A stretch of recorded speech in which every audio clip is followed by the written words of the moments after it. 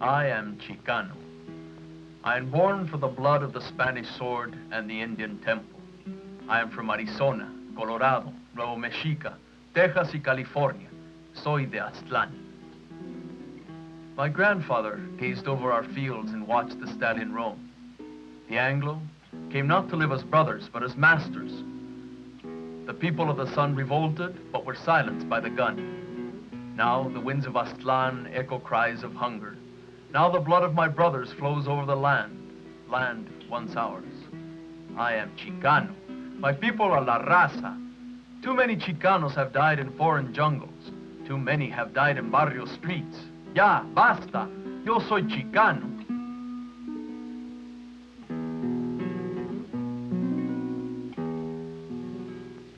This is a moratorium. This is for La Raza. Yes, for us, and for the world to see. Because today is a day of history for all of La Raza, wherever they are. Throughout Latin America, throughout Mexico, wherever brown people exist, today is a day of history. And from this day on, La Raza Mexicana shall be history. Chicanos are marching to protest the high casualty rate of our people in Vietnam. We have suffered 22% of all casualties in Vietnam, yet we only make up 5% of the total population here in the United States. The Chicano people, through our moratorium, are saying now that the front line for Chicano youth is not in Vietnam, but in the struggle for social justice here in the barrios of the United States.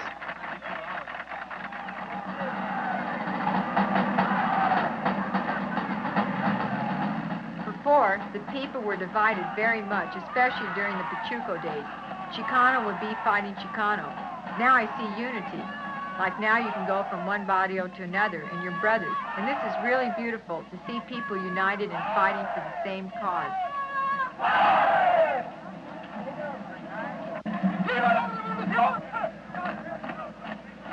The Brown Berets evolved out of the movement in the Chicano community for social justice. The Brown Berets are a community organization that give new pride to Chicano youth and that educate all the people in the barrios on their social and political rights.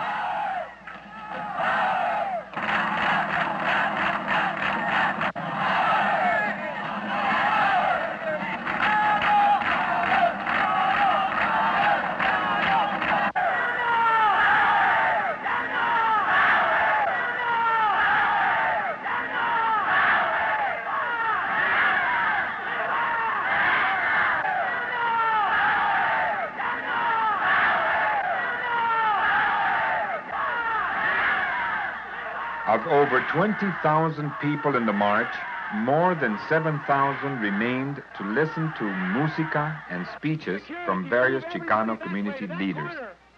We are a bronze people with a bronze culture. Before the world, before all of North America, before all our brothers on this the bronze continent, we are a nation. We are a union of free pueblos. We are Aztlán. Yo soy chicano, tengo color, americano, pero con honor. Cuando me dicen que a revolución defiendo a mi raza con mucho A block east of the north end of the park, there is a liquor store. A few people were walking out of the store without paying for their merchandise. Somebody called the police.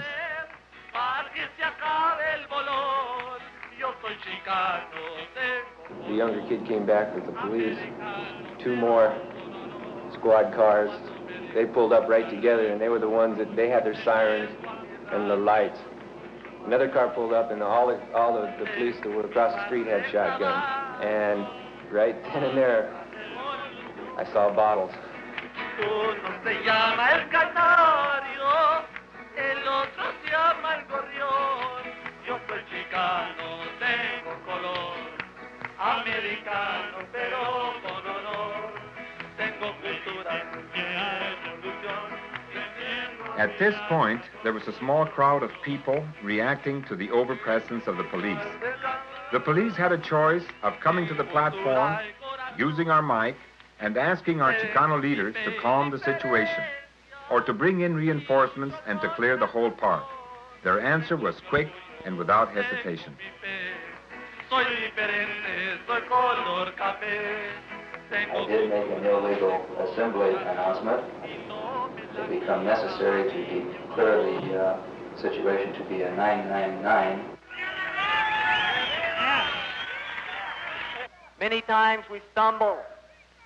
Many times we fall, but we get back up and we know that we have time on our side, that we're going to have a whole lifetime of a raza before us. Come on! Let's not sit out!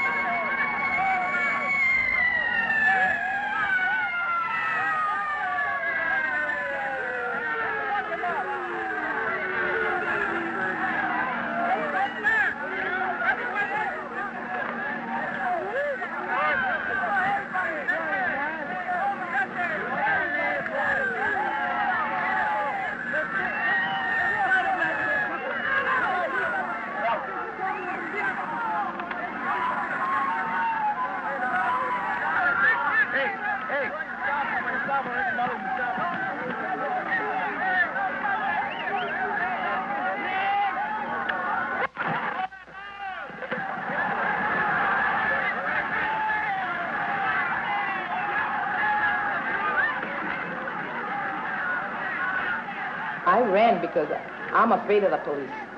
I met a lady about 63 years old, and I told her, I said, move because the police are coming. The lady wanted a seat.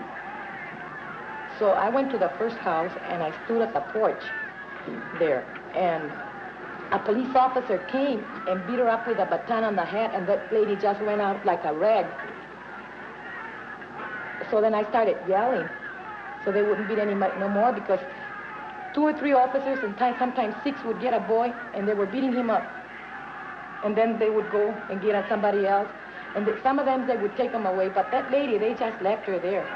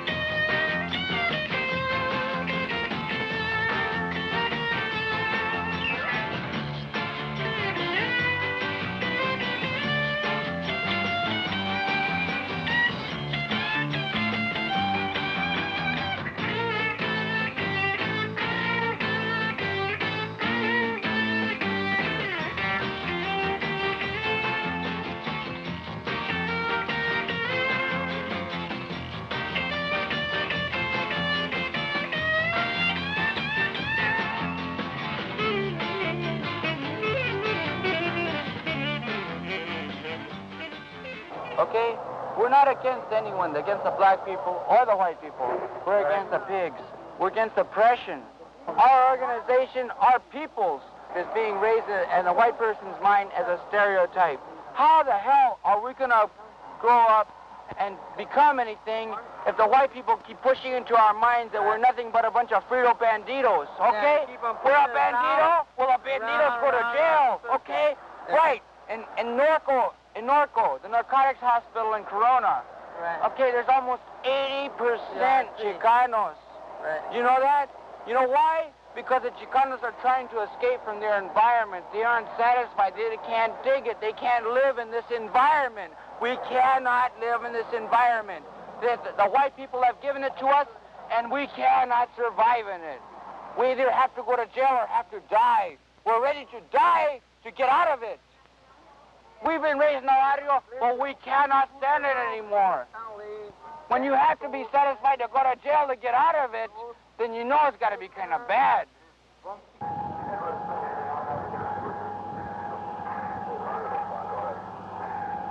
Ruben Salazar, a Chicano newspaper and television writer who more than anyone else had accelerated the unifying forces in the community, sought shelter in a local bar.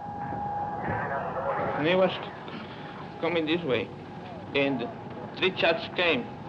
Then I hit the floor, and when I hit the floor, Mr. Salazar was falling down, and I looked at him, and he was shaking. You might not live in the barrio, but I've been here since, let's say, since the 40s or whatever. I believe that if they're not going to listen, this thing's going to come on again, and it's going to continue until there's a change, because kind words aren't going to change it anymore.